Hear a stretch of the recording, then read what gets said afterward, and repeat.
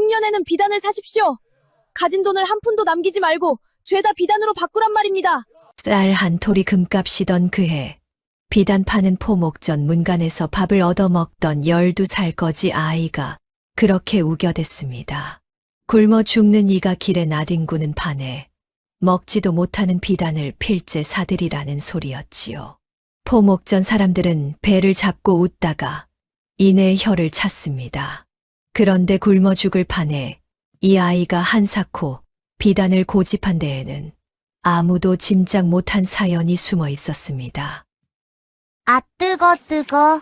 인공 모민 고구마인데. 댓글로 항입망 좋아하시면 한입 드릴게요. 옛날 옛적 삼남으로 통하는 길목에 큰 장이 서던 고을이 있었습니다.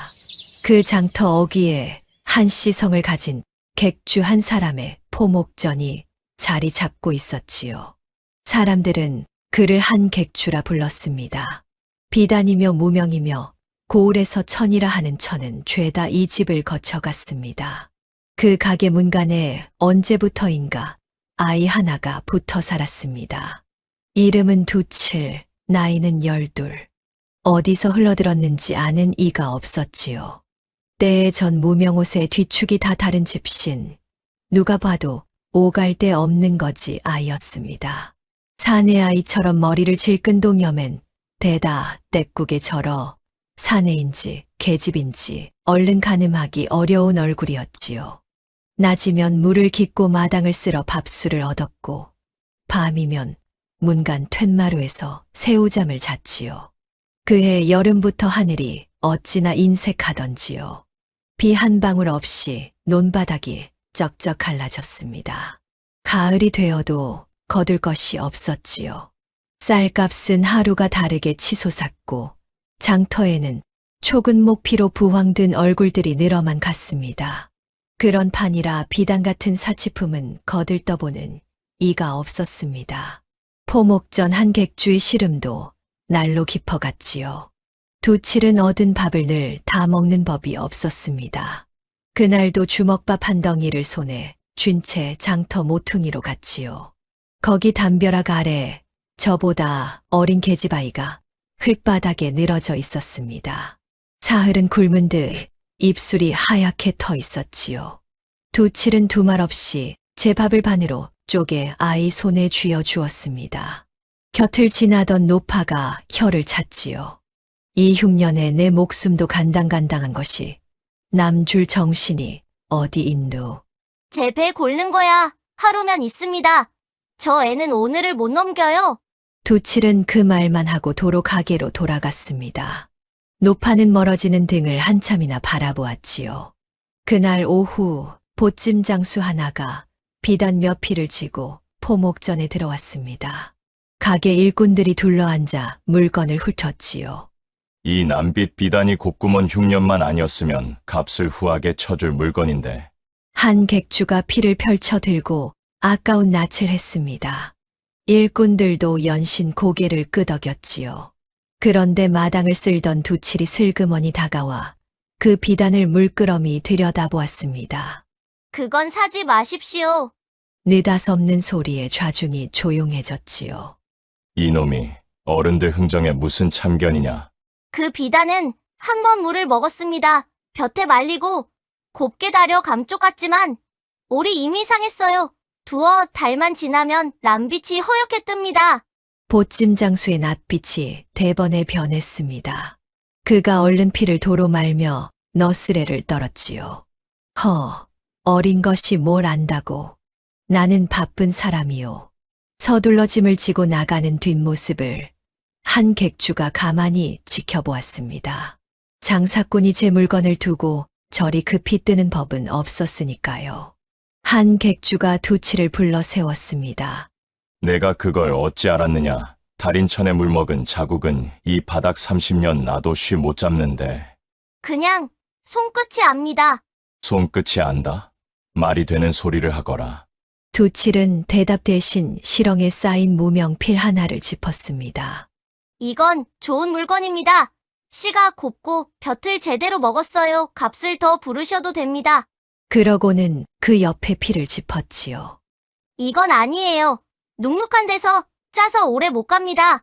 한 객주가 반신반의하며 두피를 손수 뜯어보았습니다.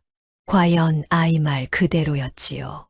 그는 한동안 말을 잃고 그 조그만 등을 바라보았습니다. 거지 아이의 눈이라기엔 천을 보는 눈매가 예사롭지 않았거든요. 그날 밤 한객주는 등잔 앞에서 오래도록 장부를 넘겼습니다. 긴 한숨이 방문 틈으로 새어나왔지요. 마침 물을 나르던 두칠이 그 곁을 지나다 걸음을 멈췄습니다. 올 것이 왔구나. 이 흉년이 석 달만 더 가면 이 가게도 문을 닫는다.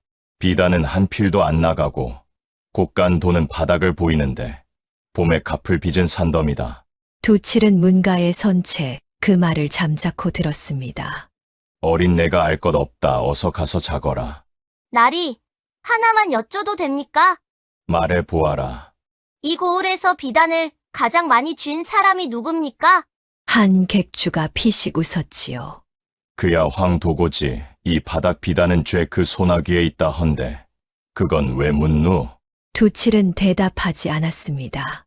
그저 눈빛만 잠깐 서늘해졌을 뿐이지요. 쓸데없는 생각 말고 자거라. 어린 것이 별걸 다 묻는다. 그날 저녁부터 한객주는 두칠을 문간 대신 헛간 처마 밑에 재웠습니다. 멍석도 한 장 깔아주었지요. 문가는 바람이 새다. 오늘부터 여기서 자거라. 두칠은 잠시 그를 올려다보았습니다. 누가 저를 이만큼 챙겨준 것이 참으로 오랜만이었지요. 고맙습니다. 그 짧은 한마디에 한객주는 괜히 헛기침을 하며 돌아섰습니다. 두칠에게는 남모르는 버릇이 하나 있었습니다. 밤이 되면 늘 품에 작은 보퉁이 하나를 안고 잤지요. 낡은 무명으로 몇 번이고 싸맨 것이 어른 손바닥만 한 크기였습니다. 언젠가 일꾼 하나가 장난삼아 그걸 낚아채려 한 적이 있었지요. 그때 두칠은 짐승처럼 눈을 뜨고 그 손목을 붙들었습니다. 손대지 마십시오. 이것만은. 목소리가 어찌나 서슬퍼렇던지 되레 일꾼이 움찔했지요. 그 안에 무엇이 들었는지 아는 이는 아무도 없었습니다. 아이는 곤주려 밥을 빌면서도 그 보퉁이만은 목숨처럼 끌어안았으니까요. 멍석에 누운 그날 밤도 두칠은 그 보퉁이를 가슴에 얹고 어둠을 응시했습니다. 그런 밤이면 아주 오래된 목소리 하나가 귓가에 떠올랐지요.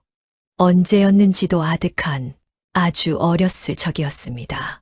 따뜻한 손 하나가 제 머리를 쓸어주던 밤이 있었지요. 똑똑히 들어두어라. 장사의 이무는 물건을 많이 쥔 자에게 오는 게 아니다. 사람의 마음을 얻은 자에게 돌아오는 법이다.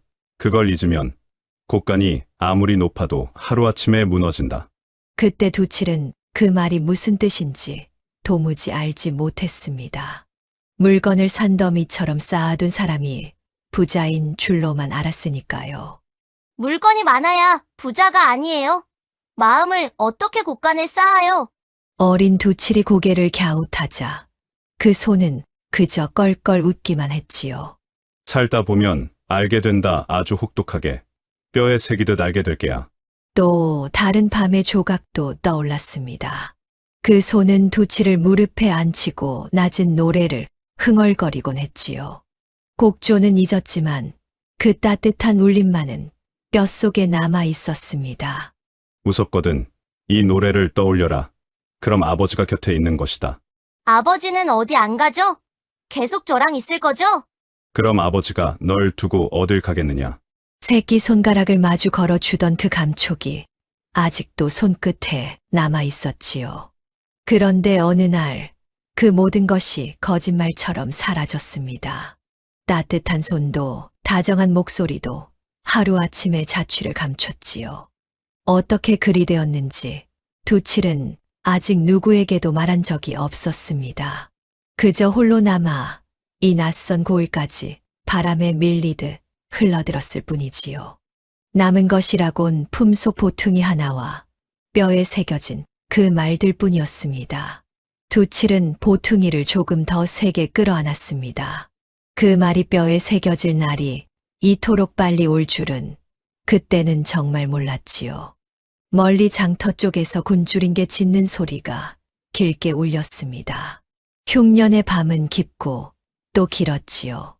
그리고 이 거지 아이가 가슴에 품은 사연이 세상 밖으로 터져 나오기까지는 아직 얼마간의 시간이 더 필요했습니다.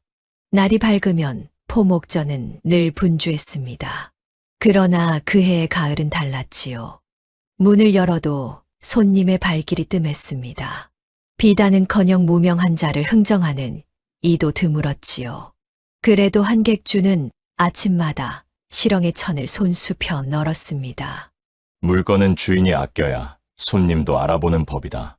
그 말대로 먼지 한 톨 앉지 못하게 피를 쓸고 또 쓸었지요. 두칠은 그 곁에서 잠자코 비지를 하며 그 손놀림을 눈에 담았습니다. 그 무렵 온몸에 안악 하나가 가게에 들었습니다. 품에는 돌도 안 지난 갓난아이가 안겨 있었지요. 안악은 무명 반피를 만지작거리다 이내 고개를 떨궜습니다. 아이 베넷저고리를 지어야 하는데 값을 다 못 치릅니다. 절반만 외상으로 주시면 안 될까요? 일꾼 하나가 눈살을 찌푸렸습니다. 이 흉년의 외상이라니 날이 안 됩니다. 그런데 한객주는 잠자코 무명한 피를 통째로 끊어 내밀었지요. 반필로 무슨 저고리에 포대기까지 짓겠나 값은 형편 필 때 갚게. 안악이 눈물을 글썽이며 몇 번이고 허리를 숙였습니다. 안악이 나가자 일꾼이 볼멘 소리를 했지요. 날이 그러니 곳간이 자꾸 비지 않습니까? 빈 곳간은 다시 채우면 되지만 사람 잃은 자리는 못 채운다. 한객주는 그 말을 남기고 다시 장부를 폈습니다. 두칠은 빗질하던 손을 잠시 멈추고 그 뒷모습을 오래 바라보았지요. 어디선가 들은 적 있는 말 같았거든요. 그날 낮에는 낯선 장사치가 명주 몇 피를 지고 들었습니다. 날이 남도에서 올라온 상등품입니다. 흉년이라 눈물을 머금고 헐값에 넘기는 겁니다. 윤기가 제법 흘러 한객주가 막샘을 치르려는데 두칠이 슬쩍 소매자락을 잡아당겼지요. 그 끝자락을 한번 접어 보십시오, 볕에. 오래 바래것만 윤이 납니다. 저고리 한 벌 짓기도 전에 삭을 창고에서 3년은 묵은 물건이에요. 한객주가 필끝을 접어보니 과연 오리부스스 일어났습니다. 장사치는 얼굴이 벌개져 짐을 싸 들고 나갔지요. 하마터면 헛돈을 쓸 뻔했구나. 너 아니었으면 또 꼼짝없이 속을 뻔했다. 그냥 눈에 보여서요. 두칠은 늘 그렇듯 말끝을 흐리고 도로 비를 들었습니다. 한객주는 그날 이후로 물건을 들일 때면 은근히 아이의 눈치를 살피게 되었지요. 거지 아이의 눈이라기엔 그 눈썰미가 30년 장사꾼을 무색하게 했으니까요. 이 집에는 오래 산 친모 하나가 있었습니다. 사람들은 점례 할멈이라 불렀지요. 한객준의 바느질을 30년 도맡아 온 눈매가 서글서글한 노인이었습니다. 할멈은 유독 두치를 살뜰히 챙겼습니다. 해진 아이 옷을 밤새 기워놓기도 하고 제 밥그릇에 나물을 슬쩍 얹어 주기도 했지요. 어린 것이 뼈만 남았구나. 자, 이거라도 더 먹어라. 할머니 잡수실 것도 없는데요. 늙은이는 굶어도 하루 이틀은 버틴다. 크는 애가 굶으면 못 써. 그러던 어느 밤이었습니다. 할멈이 두칠에 터진 옷섭을 기워주는데 아이가 무심코 실을 매듭 짓는 손놀림을 보고 낯빛이 문득 굳었습니다. 실끝을 2번 감아 안으로 숨겨 넣는 여염집에서는 좀 채 안 쓰는 매듭이었지요. 얘야, 그 매듭 어디서 배웠느냐? 그냥 아주 어릴 때부터 손이 알아서 했어요. 그 손매듭을 쓰는 집안을 내 딱 한 곳 알았더랬는데. 할멈은 말을 하려다 이내 삼켰습니다. 두칠의 무명 저고리 안섭으로 삐죽 나온 낡은 보퉁이 자락에 할멈의 눈이 오래 머물렀지요. 그러나 할멈은 끝내 아무것도 캐묻지 않았습니다. 다만 그 작은 손등을 가만히 아주 가만히 쓸어 주었을 뿐이지요. 아니다. 늙은이가 헛것을 보았나 보다. 그날 밤 할멈은 홀로 오래 잠을 이루지 못했습니다.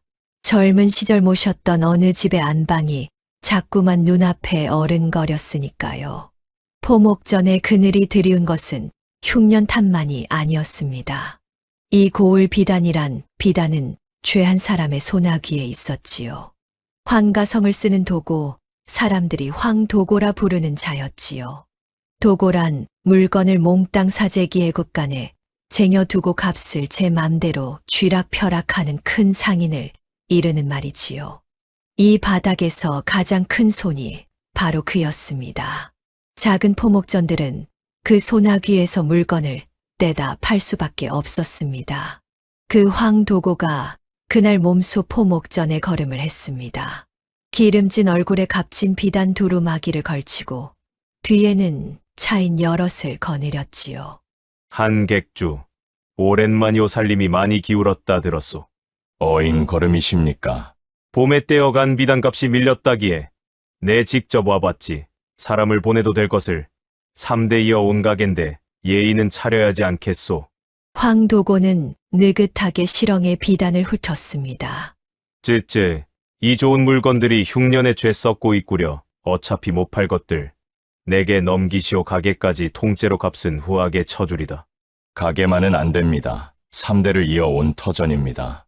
터전, 봄까지 빚을 못 갚으면 그 터전이 남아나겠소. 그때 가서 후회 말고 지금 내 손을 잡으시오. 황도고는 껄껄 웃으며 돌아섰습니다. 바로 그 순간이었습니다. 기둥 뒤에서 비지를 하던 두칠이 그 얼굴을 정면으로 마주하고 말았지요.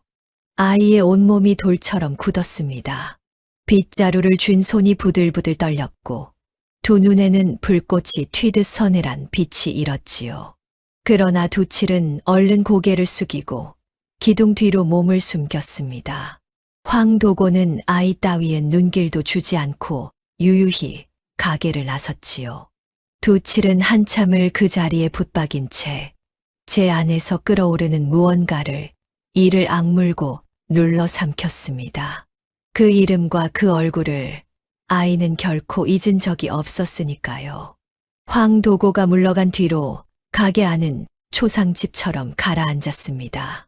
일꾼들은 저희끼리 수군거렸지요. 봄이 오기 전에 이 집도 넘어가는 거 아니냐. 황도고 손에 안 넘어간 가게가 이 고을에 몇이나 남았누. 한객주는 등잔 앞에서 밤새 장부를 넘겼습니다. 아무리 샘을 굴려도 봄에 갚을 빚이 나오지 않았지요. 그런 밤이면 두칠은 슬그머니 곁에 다가와 먹을 갈아주었습니다. 어린 내가 이 시름을 알겠느냐? 날이 곧가네. 지금 남은 돈이 얼마나 됩니까? 그건 왜 묻누? 그냥 알고 싶어서요. 한객주는 헛웃음을 지으면서도 어쩐지 그 물음을 흘려듣지 못했습니다. 장부를 짚어 남은 돈을 일러주자 두칠은 그 숫자를 오래도록 곱씹었지요. 무언가를 가만히 저울질하는 눈이었습니다. 그 사이 흉년은 더욱 깊어졌습니다. 장터에는 헐값에 세간을 내다 파는 이들이 줄을 이었지요. 땅을 잡히고 소를 팔고 급기야 자식을 남의 집살이로 보내는 집까지 나왔습니다. 비단이며 명주며 고운천은 아무도 거들떠보지 않았지요. 값이 뚝뚝 떨어져 필당 반이반 값에도 임자가 없었습니다. 비단이 일이 천덕꾸러기가 될 줄이야. 한객주는 실엉에 남은 비단을 보며 한숨을 쉬었지요. 그때 두칠이 그 비단 피를 물끄러미 올려다 보았습니다. 누구도 눈치채지 못했지만 아이의 눈에는 낙담이 아니라 이상한 빛이 어리고 있었지요. 남들이 다 버리는 그 천을 두칠만은 전혀 다른 눈으로 보고 있었던 것입니다. 그도 그럴 것이 두칠은 요 며칠 저작거리를 돌 때마다 같은 이야기를 귀에 담고 있었지요. 우물가에서도 주막 앞에서도 사람들은 하나같이 혼사 걱정이었습니다. 이 흉년에 무슨 잔치를 하누. 우리 애 혼사도 벌써 2해째 미뤘네. 어디 자네뿐인가. 온 고을의 시집 장가 미룬 집이 수두룩하이. 그 말들을 주워들을 때마다 두칠의 눈은 이상하게도 곳간의 비단으로 향했지요. 무언가 하나둘 셈을 맞춰가는 눈이었습니다. 그러나 그 셈의 끝에 무엇이 있는지는 아직 아이의 가슴 속에만 있었지요. 가을이 깊어 첫서리가 내릴 무렵이었습니다. 장터에 흉흉한 소문 하나가 돌았지요. 이웃 고을의 큰 비단 장수가 흉년을 못 견디고 야반 도주를 한다는 것이었습니다. 빚쟁이들이 몰려들기 전에 곳간의 비단을 죄다 헐값에 넘기고 뜬다는 소문이었지요. 그 소문을 저작거리에서 주워들은 두칠의 눈빛이 번쩍 빛났습니다.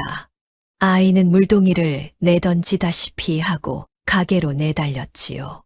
나리, 지금 당장 가셔야 합니다. 이 녀석이 무슨 일로 이리 호들갑이냐? 건너마을 비단 장수가 물건을 죄 던지고 있답니다. 헐값도 그런 헐값이 없대요. 지금 안 가면 다른 데서 채갑니다. 그래서 이 흉년에 그 비단을 사서 어쩌자는 게냐? 사야 합니다. 그것도 남김없이 있는 돈을 죄 털어서요. 한객주는 어이가 없어 헛웃음을 지었습니다. 두칠은 물러서지 않았습니다.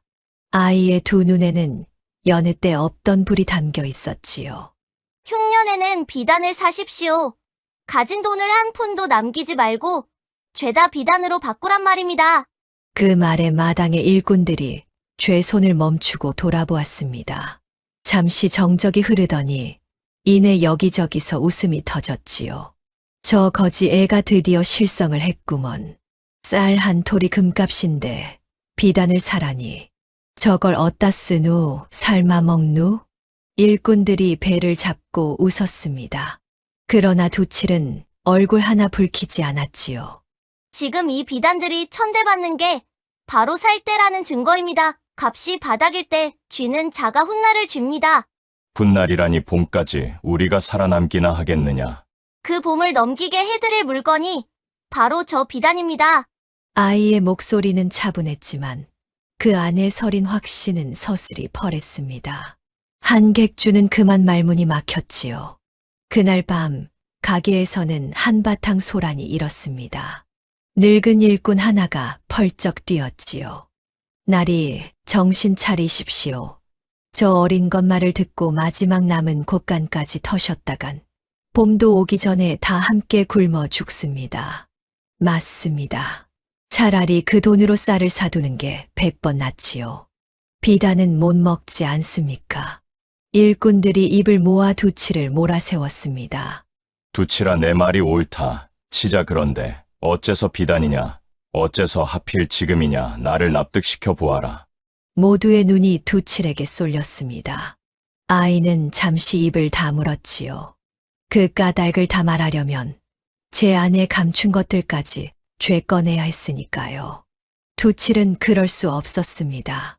아직은 결코 아니었지요. 지금은 다 말씀드릴 수 없습니다. 거 보십시오. 까닭도 못 대면서 무슨 큰 소리랍니까? 다만 이것 하나는 약속드립니다. 봄이 지나기 전에 저 비단이 쌀 곳간을 몇 개고 채워드릴 겁니다. 만약 그때도 제 말이 틀리면 저를 개처럼 내치셔도 좋습니다. 아이는 그 자리에 무릎을 꿇었습니다. 12살 거지 아이가 3대 이어온 가게의 명운을 제 목숨에 걸겠다는 것이었지요. 가게 안이 찬물을 끼얹은 듯 조용해졌습니다. 그때 문간에서 지켜보던 점례 할멈이 조용히 입을 열었지요. 나리 늙은이가 한마디 보태도 되겠습니까?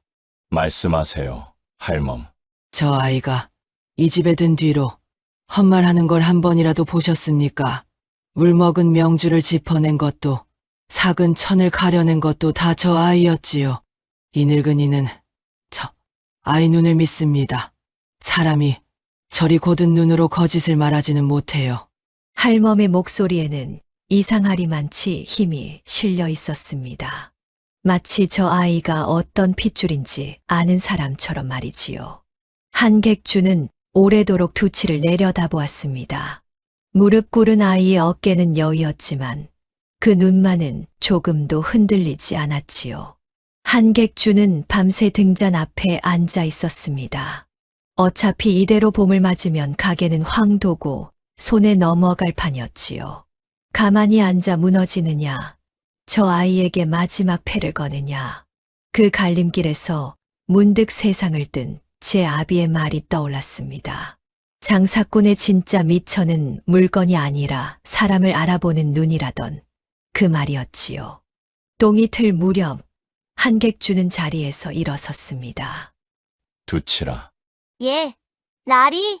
나는 30년 장사를 하며 물건을 보고 사람을 잃은 적은 많아도 사람을 보고 물건을 산 적은 없었다. 오늘 처음으로 그리해 보련다.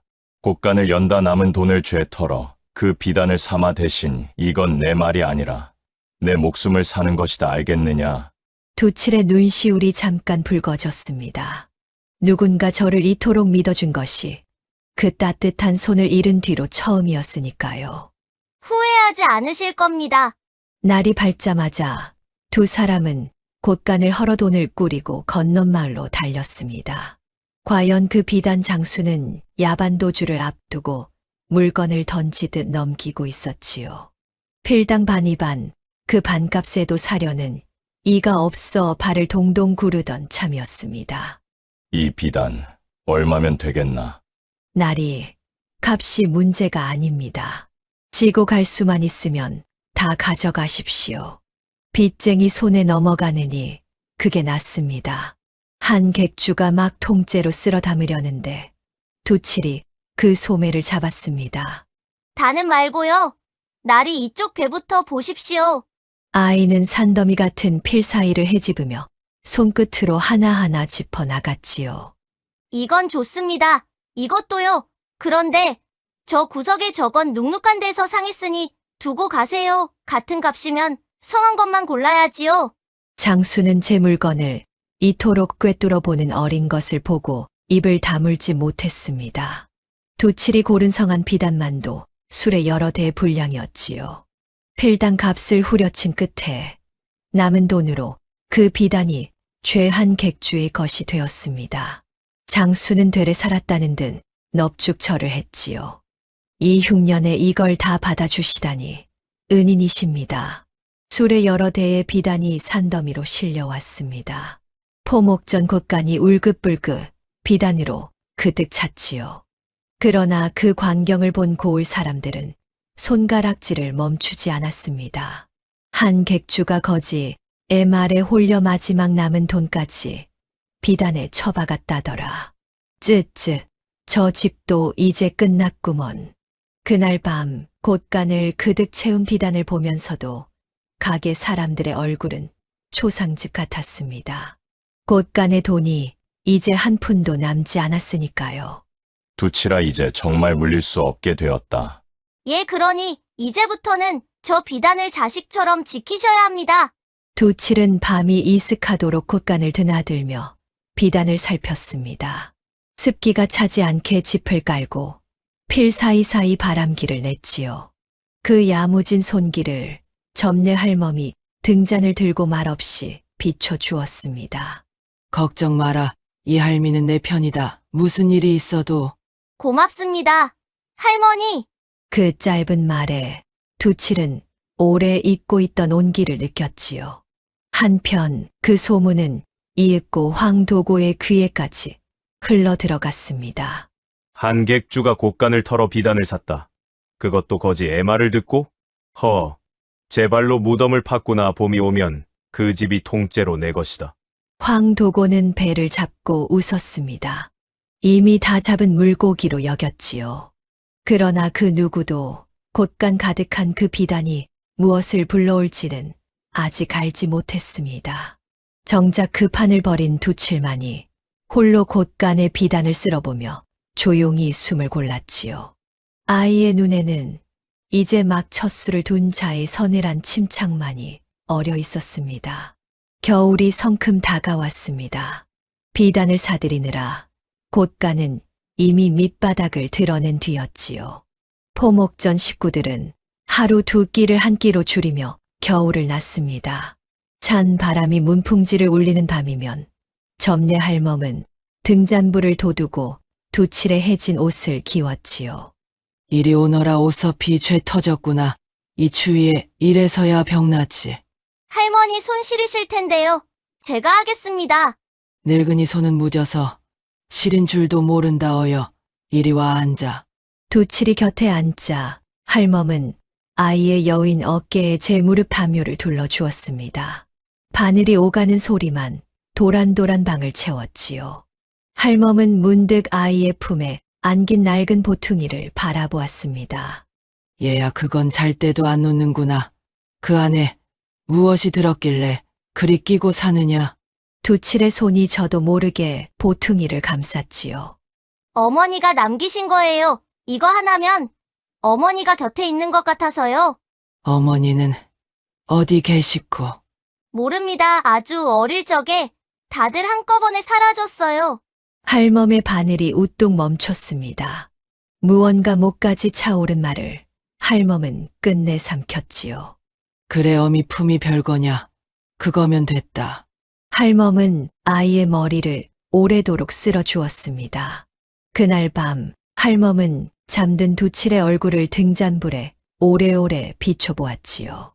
그 이마의 선이 눈매가 젊은 시절 모셨던 어느 안방마님을 꼭 빼닮아 있었으니까요. 그 댁이 하루아침에 어찌 되었는지를 떠올리자 할멈의 늙은 눈에 물기가 어렸습니다. 설마 허나 설마가 맞다면 이 늙은이가 무슨 수를 써서라도 너를 지켜주마. 할멈은 홀로 그렇게 속갯말을 삼켰습니다. 한겨울이 되자 고을은 더욱 을씨년스러워졌습니다. 곳간을 비단으로 채운 포목전을 두고 사람들의 비웃음은 더 노골적이 되었지요. 한 객주네 말이냐. 비단 이불 덮고 굶어 죽게 생겼다더라. 거지 애가 그 집 곳간을 아주 거덜을 냈지. 거덜을. 일꾼들 중에도 등을 돌리는 이가 생겼습니다. 품삯이 밀리니 하나둘 다른 집으로 떠나버렸지요. 남은 이들도 두치를 보는 눈이 곱지 않았습니다. 저것만 안 들였어도 우리가 이 고생은 안 했지. 그런 수군거림 속에서도 두칠은 입 한 번 벙긋 안 하고 제 할 일을 했습니다. 두칠은 그저 곳간의 비단만 끌어안고 있지는 않았지요. 어느 날 아이는 헐값에 나온 무명 몇 피를 들여왔습니다. 두치라. 비단으로 곳간을 채우고도 모자라. 이젠 무명까지 사들이느냐. 돈도 없는데. 이건 팔려고 산 게 아닙니다. 날이 지어서 팔 겁니다. 할머니, 이 무명으로 베넷저고리며 버선이며 지어 주실 수 있으시죠? 못할 거야 없지 헌데. 이 흉년에 그런 게 팔리겠느냐. 흉년에도 아이는 태어나고 사람은 죽습니다. 저고리도 수의도 사람 사는 데는 꼭 드는 것이지요. 과연 그러했습니다. 바로 이튿날 한 노인이 지팡이를 짚고 가게에 들었지요. 다 죽어가는 늙은 철을 위해 수의 한 벌만 지어주시게. 값은 이 은비녀뿐이네. 일꾼이 손사래를 쳤습니다. 이 판의 삭바느질이라니요. 곡식도 못 받고 겨우 비녀 하나 받자고요? 그런데 두칠이 나서서 그 비녀를 정중히 받았지요. 귀한 걸 내어주셨으니 저희도 정성껏 짓겠습니다. 오늘 밤 안으로 지어드리지요. 그날 밤 점례 할멈은 뜬 눈으로 수의를 지었습니다. 새벽녘 노인이 그것을 받아들고는 주름진 손으로 몇 번이고 두칠의 손을 감싸 쥐었지요. 이 은혜를 죽어서도 안 잊겠네. 그 소문은 이상하게도 빨리 퍼졌습니다. 한 객주네가 없는 형편에도 수의를 정성껏 지어준다더라. 쌀은 못 사도 사람의 마지막 옷은 마련하는 법이라 하나둘 사람이 찾아들었지요. 점례 할멈의 야무진 바느질로 지어 낸 물건들은 내놓기 무섭게 임자를 만났습니다. 큰 돈은 아니었지만 식구들 주기라도 끓일 양식은 되었지요. 떠났던 일꾼 하나가 슬그머니 돌아와 머리를 긁적였습니다.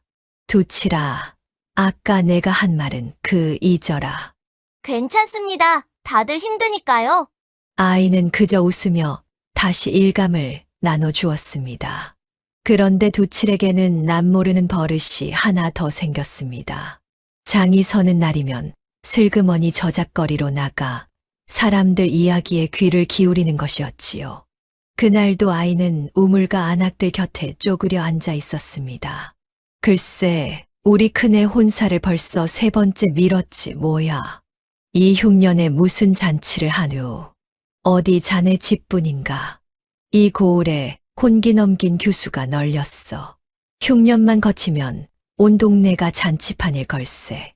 그 말에 두칠의 눈이 조용히 빛났습니다. 아이는 그 이야기들을 일일이 마음에 새겨두었지요. 누구네 혼사가 미뤄졌는지, 어느 댁에 시집갈 규수가 몇이나 있는지, 그러나 왜 그런 것을 모으는지는 누구에게도 말하지 않았습니다. 집으로 돌아오면 곳간의 비단을 한 필 한 필 다시 살피고 습기가 차지 않게 짚을 갈았지요. 값이 오를 그날을 위해 물건을 신주단지처럼 모시는 사람 같았습니다. 두치라 대체 그 비단을 언제쯤 풀 셈이냐. 곳간이 그득한 지 벌써 3달이 다 되어간다. 조금만 더 기다리십시오. 날이 아직은 때가 아닙니다. 때라니, 대체 그때가 언제란 말이냐. 곧 오실 손님들이 있습니다. 그분들이 오시면 이 비단이 제 값을 넘어 몇 곱절을 합니다. 한객주는 그 알쏭달쏭한 말에 답답해하면서도 어쩐지 그 말을 믿고 싶어졌습니다. 아이의 눈이 늘 그랬듯 조금도 흔들림이 없었으니까요. 깊은 겨울, 곳간이 밑바닥을 보이던 어느 날이었습니다. 낯선 중개인 하나가 포목전을 찾아왔지요. 날이 곳간의 비단을 제게 넘기시지요. 지금 값에 얼마간 얹어 드리겠습니다. 이 판에 이만한 값이 어디 있겠습니까? 굶주림에 지친 한 객주의 눈이 잠시 흔들렸습니다. 당장 그 돈이면 식구들이 봄까지 밥은 굶지 않을 터였으니까요. 두치라 저만한 값이면 손해는 안 보고 터는 것인데 그때 두칠이 그 앞을 막아섰습니다. 날이 안 됩니다. 지금 저 사람이 웃돈까지 얹어 사겠다는 게 무슨 뜻이겠습니까? 곧 값이 오를 걸 저들도 눈치챘다는 겁니다. 여기서 넘기면 겨우내 골은 우리 배가 남 좋은 일만 시키는 꼴이에요. 중개인의 낯빛이 살짝 굳었지요. 한객주는 그 말에 정신이 번쩍 들었습니다. 돌아가게 우리 비단은 안 파네. 중개인이 입맛을 다시며 물러가자 두칠이 나직이 덧붙였습니다. 조금만 더 견디십시오. 이제 정말 얼마 안 남았습니다.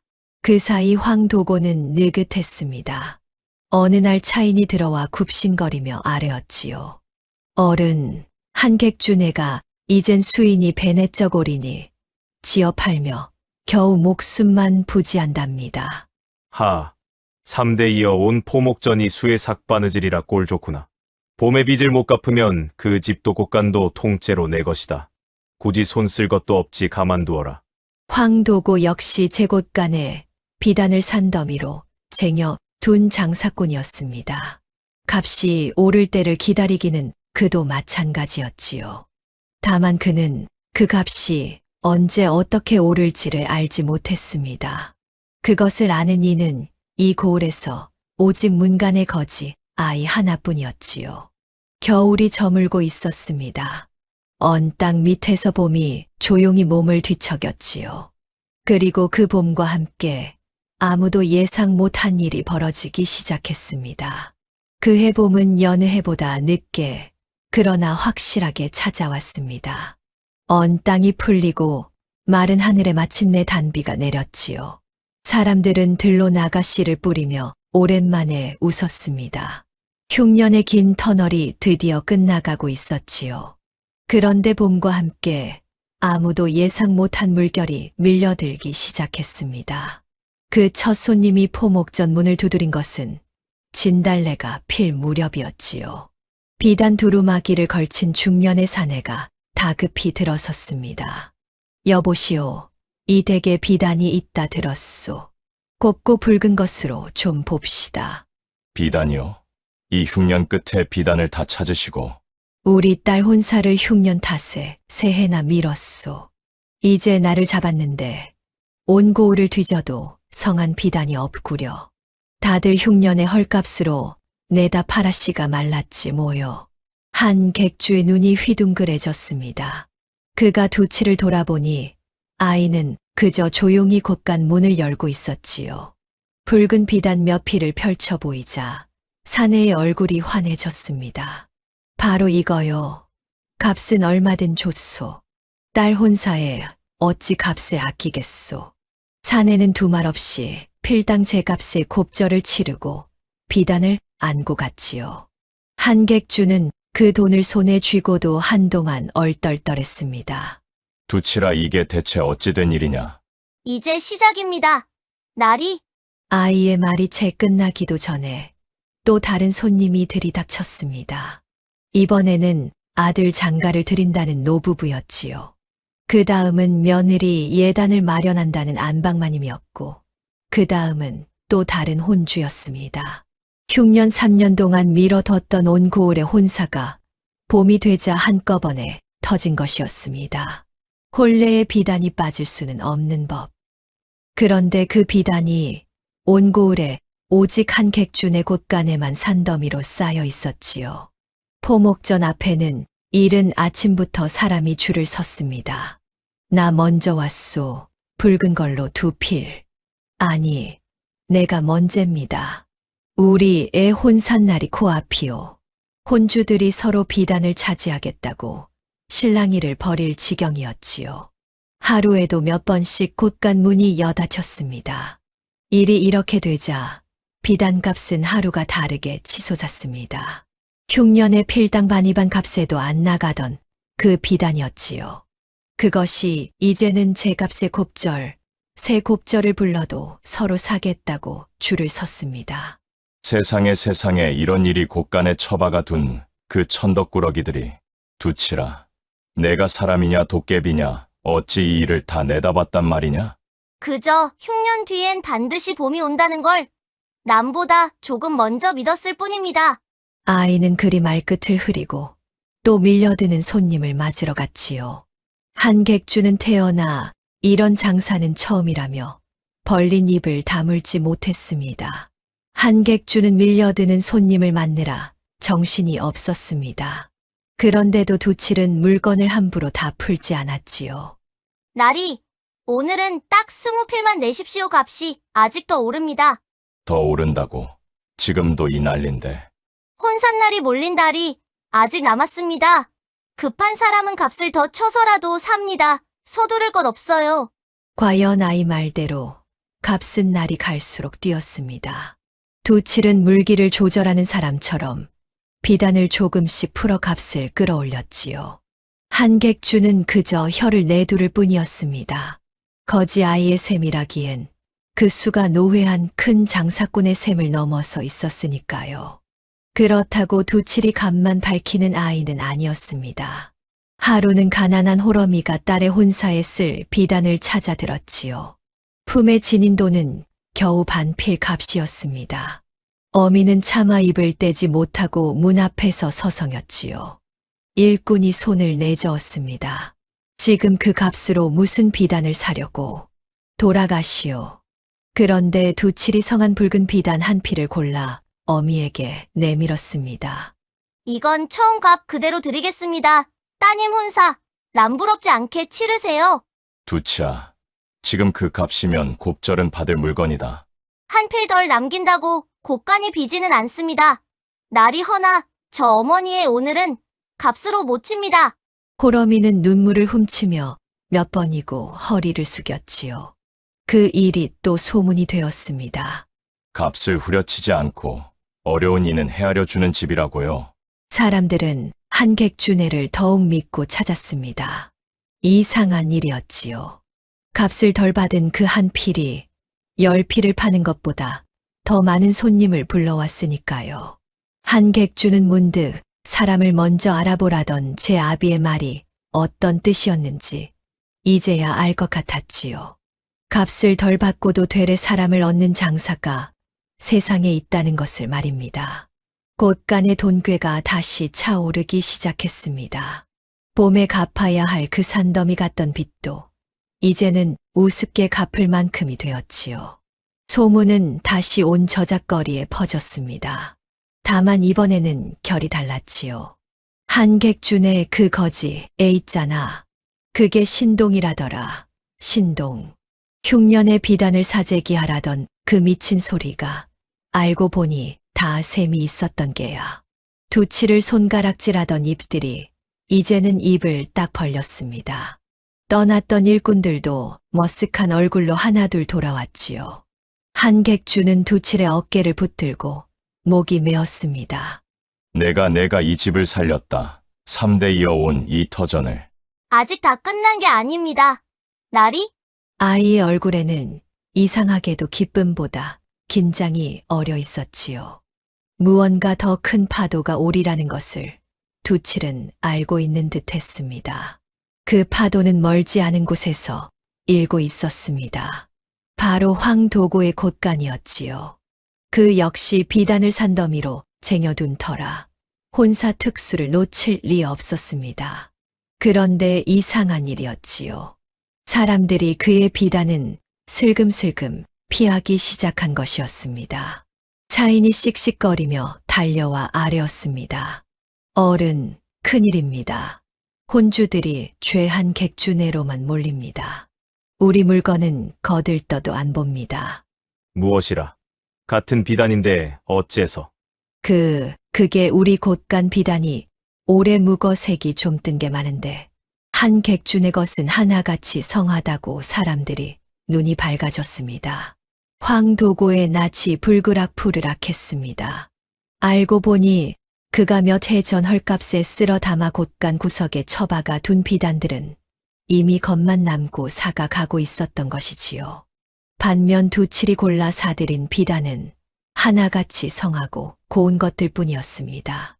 같은 값이면 성한 것을 고르는 눈, 그 눈이 승부를 갈랐던 것이지요. 한객준의 그 물건들 대체 누가 골랐단 말이냐? 소문엔 그 집 거지 아이라고 합니다. 황도고의 눈이 가늘어졌습니다. 처음으로 그 문간의 아이가 그의 신경을 긁기 시작했지요. 거지 아이라 그 조무래기가 감히 내 앞길을 막아? 황도고는 이를 갈았습니다. 가만히 두면 제 발로 무너질 줄 알았던 그 집이 도리어 제 밥그릇을 넘보고 있었으니까요. 그 아이가 대체 어디서 굴러온 누구인지 뿌리부터 캐오너라. 거지 애 하나 구슬리든 짓밟든 그 집 곳간의 비단을 내 손에 넣을 방도를 찾아. 차인이 허리를 굽히고 물러갔습니다. 그날부터 황도고의 사람들이 은밀히 포목전 주변을 어슬렁거리기 시작했지요. 아이의 뿌리를 캐고 그 집의 약점을 더듬는 것이었습니다. 늙은 여우가 마침내 발톱을 세운 것이었지요. 그러나 정작 두칠은 밀려드는 손님을 맞느라 그 그림자를 미처 보지 못했습니다. 아니, 어쩌면 그 그림자가 다가오기를 오래전부터 기다려왔는지도 몰랐지요. 황도고, 그 이름은 두칠에게 결코 낯선 남이 아니었으니까요. 다만 아이는 아직 때가 아니라는 듯 조용히 이를 악물 뿐이었습니다. 황도고의 사람들은 집요했습니다. 포목전 주변을 어슬렁거리며 그 거지 아이의 뿌리를 캐고 또 캤지요. 며칠 뒤 차인이 사색이 되어 황도고에게 달려왔습니다. 어른, 그 아이 예사 거지가 아닙니다. 무슨 소리냐? 뜸들이지 말고 아뢰어라. 그 아이가 비단을 보는 눈이며 실매듭 짓는 버릇이며 하나같이 오래전 그 집안의 것이랍니다. 왜 몇 해 전에 어른께서 정리하신 그 서씨 성 가진 비단 거상, 서거상 말입니다. 황도고의 얼굴이 대번에 굳었습니다. 손에 쥔 찻잔이 달그락 흔들렸지요. 서거상 그 집안이라고? 예, 그때 씨를 말렸다 하셨는데 자식 하나가 살아남아 저 고을에 흘러든 모양입니다. 황도고는 한동안 말이 없었습니다. 몇 해 전 잘 나가던 비단거상 하나를 모함과 매점으로 무너뜨린 일이 있었지요. 없는 죄를 씌워 재산을 빼앗고 그 집안을 풍비박산 냈던 것입니다. 그런데 그 집안의 핏줄이 하필 제 밥그릇을 넘보며 살아 돌아왔다니. 살려두면 화근이다. 제 아비 원수가 나인 걸 알면 언젠가 이빨을 드러낼 게야. 황도고의 눈에 살기가 어렸습니다. 그 집안이 무슨 죄로 망했는지 온 고을이 다시 기억하게 만들어라. 그 씨앗이 붙어 있는 한 저 포목전도 함께 썩는다고 소문을 놓아. 그날부터 고약한 소문이 발 없이 온 고을을 돌았습니다. 한객준의 그 거지 에이짠나. 그게 몇 해 전 관물을 빼돌리다 망한 죄인 집안 씨라더라. 그런 흉한 핏줄을 들였으니 그 집 비단인들 온전하겠나. 재수 없네. 재수 없어. 잘 팔리던 비단도 슬금슬금 손님이 줄었습니다. 어제까지 웃으며 드나들던 혼주 하나가 문 앞에서 발길을 돌렸지요. 미안하네만 우리 집 경사에 흉한 소문 낀 물건을 쓸 수야 없지 않나. 한 객주가 붙잡았지만 소용없었습니다. 그 광경을 지켜보던 두칠은 아무 말도 못하고 고개만 숙였지요. 제가 이 집에 화를 불러들인 것만 같았으니까요. 이윽고 황도고의 차인이 한객주를 은밀히 찾아와 회유했습니다. 나리, 저 아이 하나만 내치시면 됩니다. 어른께서 밀린 빚도 없던 걸로 하시고 앞으로 물건도 대주신다 합니다. 저 흉한 씨 하나 버리면 다 사는 거예요.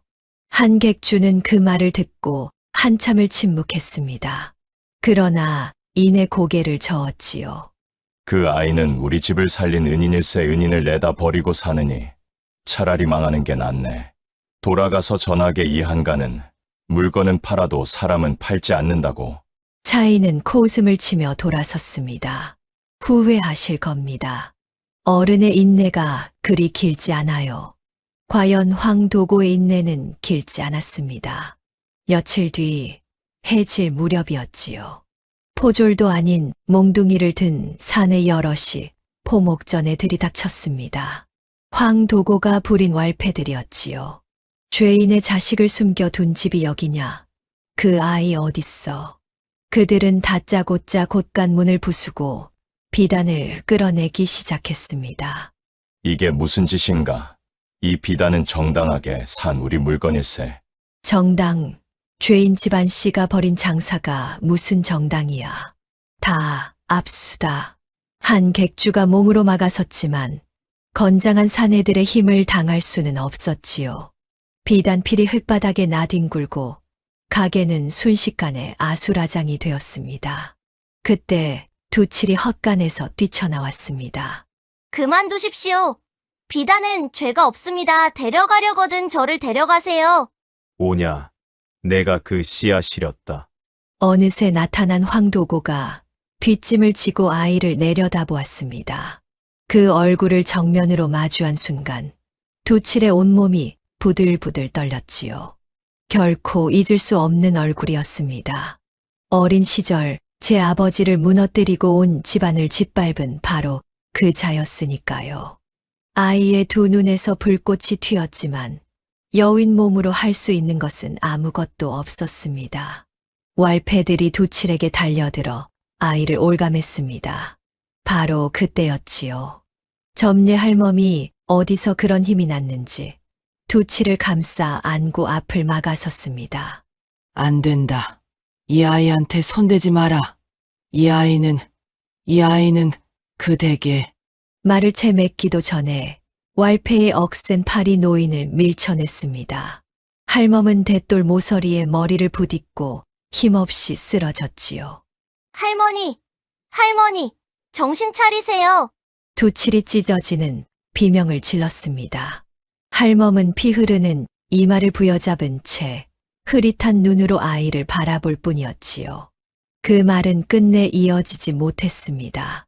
두칠은 그대로 왈패들에게 질질 끌려나갔지요.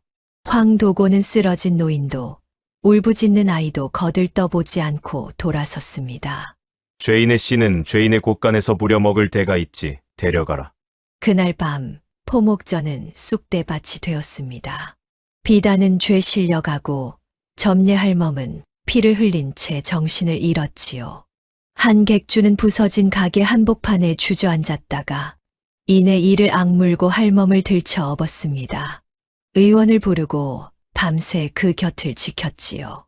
새벽녘 할멈이 겨우 눈을 떴습니다. 날이 그 아이를 그냥 두면 안 됩니다. 할멈, 지금 그 몸으로 무슨 말씀을 우선 정신부터 차리세요. 그 아이는 예사 아이가 아닙니다. 예의 눈으로 똑똑히 알아봤어요. 그 아이가 누군지 이제 말씀드려야겠습니다. 할멈은 힘겹게 손을 뻗어 한 객주의 소매를 붙들었습니다. 말씀하세요. 할멈 무슨 일이 있어도 그 아이는 제가 데려오겠습니다. 그 아이가 바로 몇 해 전 이 고을을 떠들썩하게 했던 거상대기의 하나 남은 핏줄입니다. 서 거상이라면 황도고에게 억울하게 무너졌다던 그 비단 거상 말입니까? 그렇습니다. 이 늙은이가 바로 그 댁 친모였어요. 저 아이가 세상 뜬 그 댁 마님을 어찌 그리 빼닮았는지 처음 본 날부터 알아봤지요. 한 객주의 눈이 크게 흔들렸습니다. 이제야 모든 것이 맞아떨어지는 듯했지요. 비단을 꿰뚫어 보던 그 눈도, 굽힐 줄 모르던 그 심지도 다 그 핏줄에서 온 것이었습니다. 그리고 그 집안을 무너뜨린 원수가 다름 아닌 황도고라면 이 모든 일이 결코 우연이 아니었던 것이지요. 한편 그 시각 두칠은 황도고의 곳간 깊은 곳, 캄캄한 광에 짐짝처럼 내던져져 있었습니다. 차디찬 흙바닥에 웅크린 아이의 품에는 그 낡은 보퉁이 하나만이 겨우 남아 있었지요. 어릴 적 그날처럼 또다시 모든 것을 그 자에게 빼앗긴 것이었습니다. 아이는 어둠 속에서 오래도록 떨었습니다. 아무리 둘러봐도 이번에는 정말 아무 길도 보이지 않았으니까요. 두칠은 무릎에 얼굴을 파묻었습니다. 잊으려 애썼던 그날이 어둠 속에서 생생히 되살아났지요. 곳간이 헐리고 아버지가 끌려가고 어머니가 저를 남루한 차림으로 꾸며 등을 떠밀던 그 밤, 어머니는 이 낡은 보퉁이를 품에 안겨주며 피 묻은 손으로 몇 번이고 당부했습니다. 언젠가 반드시 아버지의 누명을 벗기고 빼앗긴 이름을 되찾으라고요. 그 말 하나를 붙들고 이 악물며 여기까지 흘러온 것이었지요. 이제 겨우 집이라 부를 곳을 얻고 은인을 만나고 태어나 처음으로 온 길을 알았건만 그 자는 또다시 아이가 손에 쥔 모든 것을 앗아가 버린 것이었습니다. 아버지, 저는 이제 어찌해야 합니까? 아이의 여윈 뺨을 타고 뜨거운 것이 흘러내렸지요. 광 밖에서는 황도고의 사람들이 실어온 비단을 부리는 소리가 밤새 이어졌습니다. 두칠은 보퉁이를 끌어안고 눈을 감았습니다. 그러자 오래전 그 따뜻한 손의 목소리가 어둠 저편에서 아득히 들려오는 듯했지요. 캄캄한 광 속에서 두칠은 밤새 웅크리고 있었습니다. 분함과 두려움이 번갈아 아이를 짓눌렀지요. 당장이라도 뛰쳐나가 아버지의 원수를 갚고 싶었습니다. 그러나 여윈 몸으로 할 수 있는 일은 아무것도 없었지요. 그렇게 바닥까지 가라앉았을 때 문득 오래전 그 목소리가 다시 떠올랐습니다. 장사의 임무는 물건을 많이 쥔 자에게 오는 게 아니다. 사람의 마음을 얻은 자에게 돌아오는 법이다. 어릴 적엔 알아듣지 못했던 그 말이 이제야 뼈에 사무쳤지요. 두칠은 어둠 속에서 생각하고 또 생각했습니다. 황도고는 이 고을의 비단을 다 쥐고도 사람의 마음은 단 한 조각도 얻지 못한 자였습니다. 값을 후려치고 약한 자를 짓밟고 없는 죄를 씌워 남의 것을 빼앗았지요. 그러니 곳간이 아무리 높아도 그를 위해 목숨 걸어줄 사람은 하나도 없었습니다. 반면 저는 어떠했던가. 가진 것 없는 거지였지만 지난 한 해 동안 얻은 마음들이 있었지요. 수의를 지어준 노인, 혼사의 비단을 받은 호럼이, 밤새 저를 지켜준 할멈. 두칠은 천천히 고개를 들었습니다. 그렇구나. 원수를 갚는 길은 칼이 아니었어. 아이의 눈에서 두려움이 걷히고 서늘한 결심이 자리 잡았지요. 아버지가 빼앗긴 것은 재산만이 아니었습니다. 사람의 마음을 얻어 정직하게 쌓아올린 그 이름이었지요. 두칠은 반드시 그것을 되찾기로 마음먹었습니다. 증오가 아니라 진실로서 말입니다. 그러나 광은 밖에서 굳게 잠겨 있었지요. 아이는 품속의 견본첩과 낙인 도장을 가만히 매만졌습니다. 이것들이야말로 칼보다 무서운 무기임을 이제는 알았으니까요. 어떻게든 이 광을 나가 온 고을 앞에서 진실을 펼쳐 보이리라. 두칠은 그렇게 밤을 지새우며 때가 오기를 기다렸습니다. 한편 밖에서는 무너진 포목전에 사람들이 하나둘 모여들고 있었습니다. 피 흘린 점례 할멈의 소식이 저작거리에 파다하게 퍼진 것이었지요. 가장 먼저 달려온 것은 지난 겨울 수의를 지어받았던 노인이었습니다. 그 집이 없었으면 내 처가 벗은 몸으로 저승길을 갈 뻔했소. 이 은혜를 어찌 잊겠소. 딸의 혼사의 제값으로 비단을 받았던 호러미도 한 걸음에 달려왔지요. 우리의 혼산날 그의 애 덕에 남부럽지 않았습니다. 이럴 때 안 나서면 사람이 아니지요. 베넷저고리를 얻어간 안악도, 외상으로 무명을 받아갔던 안악도 하나둘 모여들었습니다. 지난 한 해 값을 후려치지 않고 어려운 일을 헤아려 준 그 마음을 사람들은 잊지 않고 있었던 것이지요. 누군가 목청을 높였습니다. 그 어린 것이 우리한테 베푼 게 얼만데 죄인이라니 말이 되는가. 황도고 그자야말로 우리 등골을 빼먹은 진짜 죄인이지. 한 사람이 내지른 말에 10사람이 맞장구를 쳤습니다. 분노는 삽시간에 마른 들불처럼 번졌지요. 한 객주가 그 앞에 나서서 목청을 높였습니다. 여러분, 그 아이는 죄인이 아닙니다. 도리어 억울하게 무너진 석허상대께 하나 남은 핏줄이요. 그 집안을 없는 죄로 짓밟은 자가 누구인지 이제야말로 밝힐 때가 되었습니다. 그 곁에는 이마를 싸맨 점례 할멈이 지팡이를 짚고 일어서 있었지요. 내가 산증인이요. 그 댁 친모로 30년을 살았소. 그날 밤 무슨 일이 있었는지 이 두 눈으로 똑똑히 보았소. 사람들의 웅성거림이 점점 커졌습니다. 그 물결은 이내 황도고의 곳간을 향해 도도히 밀려가기 시작했지요. 앞장선 것은 한 객주였고 그 뒤를 온 고을 사람이 따랐습니다.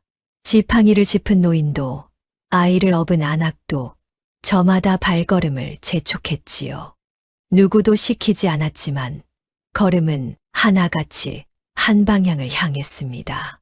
사람의 마음이 모이면 그것이 곧 큰 물결이 된다는 것을 그날 고을 사람들은 두 눈으로 보았지요. 황도고의 곳간 앞마당, 왈패들에게 끌려 나온 두칠 앞에 황도고가 거만하게 앉아 있었습니다. 죄인의 씨가 감히 눈을 부라리는구나. 내 아비처럼 곱게 무너져 줄 것이지. 곱게 무너진 게 아니라 곱게 짓밟힌 것이지요. 당신 손에. 그 집안의 씨가 살아남았을 때부터 언젠가 이런 날이 올 줄 알았다. 허나 이미 늦었어. 넌 죄인의 자식일 뿐이야. 진실은 아무리 오래 묻어 두어도 썩지 않습니다. 오늘 이 자리에서 그걸 보여드리지요.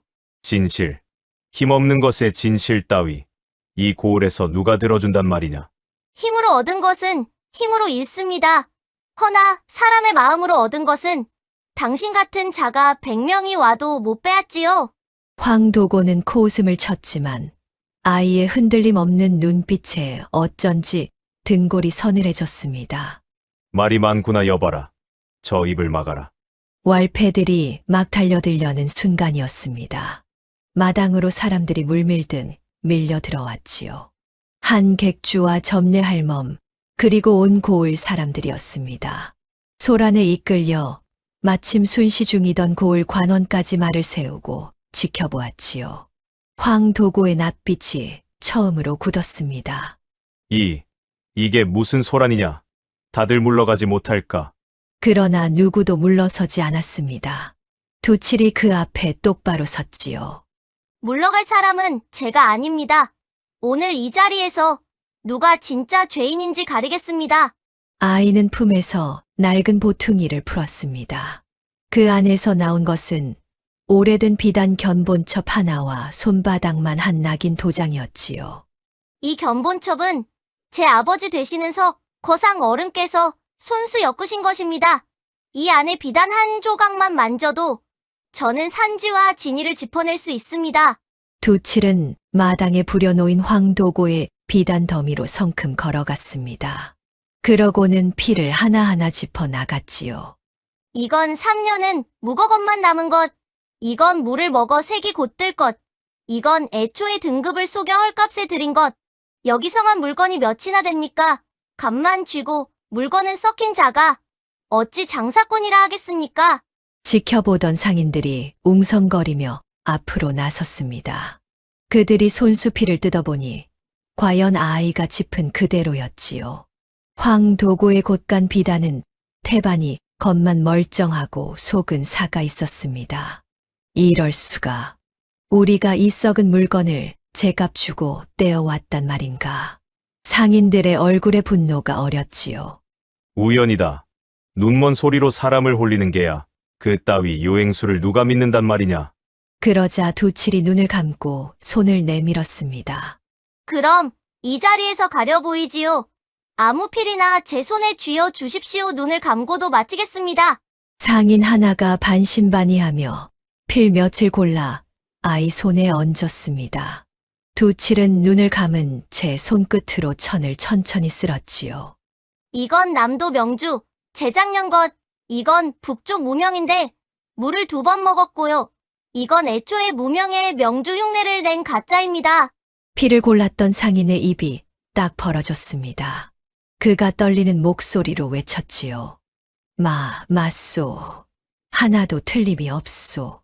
한 올의 결, 한 줌의 무게, 손끝에 닿는 결기까지 이건 요행으로 되는 게 아닙니다. 3대를 이어온 눈이지요. 그 광경에 마당의 웅성거림이 찬물을 끼얹은 듯 잦아들었습니다. 이제 누구도 이 아이가 서 거상의 핏줄임을 의심하지 못했지요. 두칠은 이어 낙인 도장을 높이 들어 보였습니다. 그리고 이 낙인은 서거상대계 상호입니다. 우리 집안이 3대에 걸쳐 정직하게 쌓아 올린 이름이지요. 그 이름을 당신은 없는 죄를 씌워 빼앗았습니다. 관물을 빼돌렸다는 그 누명, 당신이 손수 꾸민 것이지요. 무슨 헛소리를. 증거도 없이 함부로 주둥이를 놀리느냐. 그때 점례 할멈이 지팡이를 짚고 앞으로 나섰습니다. 증거라면 여기 있어. 그날 밤 당신이 사람을 시켜 가짜 관물 문서를 서 거상댁 곳간에 몰래 넣는 걸 내가 이 두 눈으로 똑똑히 보았소. 나는 그 댁 친모였고 이 아이는 그 댁 마님을 쏙 빼닮은 따님이오 서옥향 아가씨란 말이오. 사람들이 일제히 숨을 들이켰습니다. 거지사내 아이인 줄로만 알았던 두칠이 실은 무너진 거상가의 딸이었다니. 여기저기서 탄식과 웅성거림이 터져 나왔지요. 황도고의 이마에 식은땀이 맺혔습니다. 궁지에 몰린 황도고가 발악하듯 소리쳤습니다. 다 지어낸 이야기다. 저 늙은이가 노망이나 헛것을 보는 게야. 저 계집애가 무슨 서거상의 딸이란 말이냐. 여봐라. 뭣들 하느냐. 이 소란을 피우는 자들을 당장 쫓아내라. 아무도 움직이지 않자 황도고는 다급히 말을 바꿨습니다. 그래. 좋다. 여기 모인 사람들. 오늘 일을 없던 걸로 해주면 내 곳간을 열어 곡식을 나눠주마. 어떠냐. 그러나 돌아온 것은 싸늘한 침묵뿐이었지요. 정작 필요할 때 사람의 마음을 사두지 못한 자에게는 이제와 10곳간이 있어도 살 마음이 없었으니까요. 그러나 그의 왈패들은 서로 눈치만 볼 뿐 아무도 움직이지 않았습니다. 온 고을 사람이 지켜보는 앞이었으니까요. 바로 그때 황도고의 오른팔 노릇을 하던 차인이 앞으로 나섰습니다. 차인은 잠시 망설이더니 이내 사람들 앞에 털썩 무릎을 꿇었지요. 어른, 죄송합니다. 저는 더는 이 죄를 짊어질 수 없습니다. 여러분, 다 사실입니다. 그날 밤 서 거상댁에 가짜 문서를 넣은 것도, 오늘 저 어린 것을 죄인으로 몬 것도 다 우리 어른의 명이었습니다. 소인이 낱낱이 아뢰입니다. 이놈이 내가 감히 주인을 물어. 내가 내게 먹여주고 입혀준 세월이 얼만데. 그 세월 동안 시킨 것이 죄뿐이었지요. 저도 이제 사람 노릇 좀 하렵니다. 차인의 자백에 마당의 웅성거림이 우레처럼 커졌습니다. 그동안 황도고에게 당했던 상인들이 하나둘 앞으로 나섰지요. 나도 저자에게 억울하게 물건을 빼앗겼소. 나는 빚 대신 논밭을 통째로 뜯겼소. 저자의 곳간 물건이 다 썩은 것도 이제 알겠구먼. 우리가 여태 속아온 게야. 지난 가을 내 딸을 남이 집살이로 보낸 것도 저 자의 빚 독촉 때문이었소. 내 아비가 화병으로 세상을 뜬 것도 저 자에게 논을 뜯긴 뒤였지. 여기저기서 터져 나온 원성이 마당을 뒤흔들었습니다. 사람의 마음을 한 조각도 얻지 못했던 자의 곳간은 그렇게 안에서부터 무너져 내렸습니다. 한때 굽신거리던 자들이 등을 돌리자 황도고는 순식간에 혼자가 되었지요. 지켜보던 관원이 마침내 호령했습니다. 증인이 이만하고 자백이 이만하니 더 볼 것도 없다. 저 환가를 포박하라. 왈패들마저 슬금슬금 꽁무니를 빼는 사이 황도고는 오랏줄에 묶였습니다. 없는 죄로 남을 짓밟던 자가 제가 지은 진짜 죄로 무너진 것이었지요. 이거 너라. 내가 누군 줄 알고. 이 고을 비단이 다 내 것인데. 그 비단, 이제 다 썩었지요. 당신이 붙들고 있던 건 처음부터 물건이지 사람이 아니었으니까요. 옥향의 조용한 한마디에 황도고는 그만 고개를 떨궜습니다. 끌려가는 그의 뒤로 사람들의 손가락질이 빗발쳤지요. 그가 빼앗았던 재물은 낱낱이 밝혀져 억울하게 당한 이들에게 도로 나뉘었습니다. 서 거상댁이 뒤집어 썼던 누명도 그날로 깨끗이 벗겨졌지요. 다만 그 소식을 들어야 할 두 분은 이미 이 세상에 없었습니다. 아버지는 그 억울한 옥살이 끝에 옥에서 눈을 감았고 어머니는 어린 옥향을 도피시키던 그날 밤 모진 화를 입고 세상을 떠났으니까요. 빼앗긴 이름은 되찾았으나 잃은 두 분은 끝내 돌아오지 못한 것이었지요. 옥향은 새로 밝혀진 아버지의 무죄 앞에 오래 참았던 눈물을 소리 없이 흘렸습니다. 무릎 꿇었던 차인이 옥향 앞에 머리를 조아렸습니다. 아가씨, 소인도 그날의 죄에서 자유롭지 못합니다. 어떤 벌이든 달게 받겠습니다. 옥향은 그를 잠시 내려다보다 조용히 말했지요. 당신이 스스로 진실을 말한 그 한마디가 오늘 여러 사람을 구했습니다. 그 값은 셈에 넣어드리지요. 나머지는 앞으로 정직하게 사는 걸로 갚으세요. 그게 제 아버지께서 바라셨을 셈법입니다. 차인은 그 말에 그만 눈물을 쏟았습니다. 한 상인이 옥향에게 조심스레 물었습니다. 헌데 아가씨, 대체 그 흉년에 어찌 비단을 살 생각을 했소? 온 고을이 미쳤다 했는데. 흉년이 들면 사람들은 당장 굶지 않으려 비단부터 헐값에 내다 팝니다. 그래서 비단이 씨가 마르지요. 허나 흉년은 반드시 거칩니다. 거치고 나면 미뤄뒀던 혼례가 한꺼번에 몰려요. 혼례에 비단이 빠질 수 없으니 씨 마른 비단값은 뛸 수밖에 없지요. 남들이 던질 때 줍고 남들이 찾을 때 내놓는 것 그뿐이었습니다. 듣고 있던 사람들이 저마다 무릎을 쳤습니다. 허허, 그 어린 눈이 세상 돌아가는 이치를 통째로 꿰고 있었구먼. 그 미친 소리가 실은 누구보다 멀리 내다본 셈이었음을 이제야 다들 알았지요. 빼앗겼던 논밭과 재물을 되찾은 이들은 저마다 옥향의 손을 붙들고 고마워했지요. 이 어린 아가씨가 우리 고을을 구했소. 서 거상댁이 다시 섰으니 이 바닥에도 정직한 장사가 돌아오겠구먼. 봄볕이 따스하게 내리쬐던 어느 날이었습니다. 저작거리 어귀에 오래도록 사라졌던 간판 하나가 새로 내걸렸지요. 거기에는 서 거상댁의 상호가 또렷이 다시 새겨져 있었습니다. 문간을 떠돌던 거지 아이는 이제 어디에도 없었지요. 그 자리에는 아버지의 이름을 되찾은 어엿한 소녀가 서 있었습니다. 때의 전 무명옷 대신 정갈한 저고리를 입고서 말이지요. 한 객주가 그 곁에서 껄껄 웃었습니다. 이제 이 늙은이가 내게 장사를 배워야겠구나. 아니에요. 제가 날있게 배운 게 더 많은 거려. 물건보다 사람을 먼저 보는 법을요. 한 객주는 그런 옥향을 대견하게 바라보다 문득 정색을 하고 말했습니다. 옥향아, 이 늙은이 곁에 남아 아비의 상호를 내 손으로 다시 키워보지 않겠느냐. 제가 그래도 되겠습니까? 되고 말고 다만 아직 어리니 몇 해는 내 곁에서 더 배우거라. 사람 보는 눈은 내가 나보다 낫다만 샘판 두드리는 건 이 늙은이가 좀 더 가르쳐 줄 게 있느니. 예, 나리 곁에서 수완을 더 배우겠습니다. 두 사람은 마주보며 크게 웃었지요. 새 간판이 걸리던 날 저작거리 사람들이 구름처럼 모여들었습니다. 지난 겨울 수의를 지어받은 노인도 혼사에 비단을 받은 호러미도 저마다 곡식이며 떡이며를 이고 와 축하했지요. 이 집 물건이라면 우리는 눈 감고도 믿고 사겠소. 사람을 속이지 않는 집이니까. 서 거상댁 상호를 다시 찾은 그 가게에는 예전보다 갑절이나 손님이 북적였습니다. 옥향은 곳간을 열어 흉년의 자기를 헤아려 준 이들에게 먼저 좋은 비단을 나누었지요. 값을 깎아주고 어려운 이는 형편을 살펴주었습니다.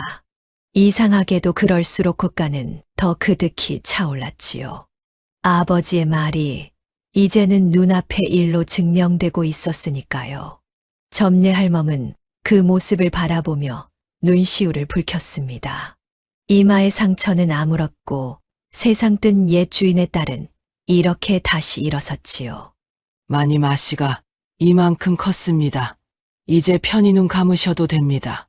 할멈은 하늘을 올려다보며 나직이 속삭였습니다. 문득 옥향은 처음 이 고을에 흘러들던 그 겨울을 떠올렸습니다. 문간에 웅크려 밥을 빌던 이름조차 없던 거지 아이. 그 아이가 이제 아버지의 이름을 내건 가게 앞에 어여시 서 있었지요. 달라진 것은 고운 옷도 넉넉한 곶간도 아니었습니다. 없던 것을 지어낸 게 아니라 잃었던 것을 제 손으로 되찾은 것이었으니까요. 그날 이후로 서 거상댁 가게에는 늘 사람이 끊이지 않았습니다. 멀리 다른 고을에서도 그 정직한 눈썰미 하나를 믿고 찾아오는 이가 줄을 이었지요. 값을 속이지 않고 어려운 일을 헤아리는 그 집을 사람들은 제 일처럼 아끼고 감쌌습니다. 흉년이 다시 온다 한들 이제 이 가게가 흔들릴 일은 없을 듯 했지요. 문간의 거지 아이로 시작한 이야기가 온 고을이 아끼는 가게로 이렇게 끝을 맺은 것이었습니다. 옥향은 새로 내건 간판을 오래도록 올려다보았습니다. 그러고는 오래전 아버지의 말을 이제는 온전히 제 것이 된 그 말을 조용히 되뇌었지요. 장사의 이무는 물건이 아니라 사람의 마음에서 나오는 법이지요, 아버지? 빼앗긴 곳간은 되찾으면 그만이지만 한 번 얻은 사람의 마음은 결코 무너지지 않는 법입니다. 흉년의 비단을 산 그 겨울의 선택이 실은 값이 아니라 사람을 산 것이었음을 이제는 온 고을이 알고 있었지요. 오늘의 이야기는 여기까지예요. 안녕. 맞다. 구독, 좋아요, 댓글 말해야 하는데.